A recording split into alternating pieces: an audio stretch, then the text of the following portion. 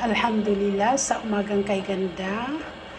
At ang iinumin natin ngayon ay mga dinikdik na luya, dahon ng pandan, at saka yan, pinitpit din natin yung lemongrass. Ayan, ang tanglad. Ayan, lalagyan natin ng tubig at papakuluan. Ayan, papakuluan natin yan.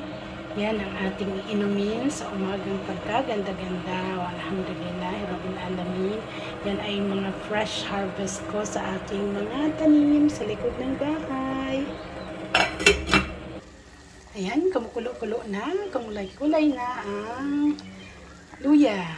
Ready to drink yan, maya-maya ng konti. Alhamdulillah. Ayan, ready na ang ating inuming ginger, lemongrass, at pandan. Ayan. Nilagyan ko lang konting asukal. Ayan. Pampalasa lang. Konting-konti lang. Tara, inom-inom na. Huwag na muna magkape. Ito na lang muna ginger at lemongrass.